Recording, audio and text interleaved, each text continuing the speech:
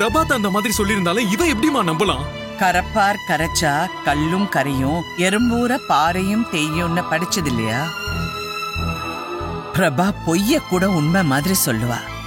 அதுல கௌரி மாட்டிக்கிட்டா. இருக்கட்டும்மா, அதுக்காக கௌரி உங்களையே சந்தேகப்படுவாளா? நம்ம சைட்லயும் தப்பு இருக்குல்ல. அவ கேட்டதும் நியாயம் தானே. லக்ஷ்மி உயிரோட இருக்கிறது உனக்கு சொன்ன நானு, அவளுக்கும் சொல்லிருக்கணும்.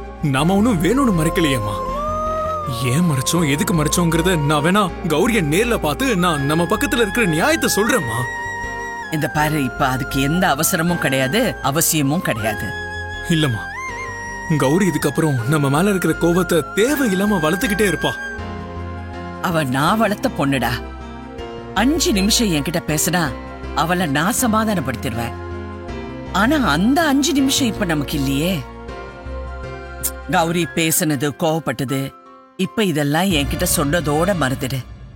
இனிமே இது ஏன் விஷயம், நான் பாத்துக்கிறேன். ஓ அம்மா இருக்கிற இடம் இப்ப பிரபாவுக்கு தெரிஞ்சு போச்சு. அதனால நாம இப்போ உடனடியா அம்மாவை வேற இடத்துக்கு மாத்திடணும். நான் ஊர்ல இல்லாதப்ப பிரபா உங்க அம்மாவை கடத்த பார்த்ததா நீ சொல்லிருக்க.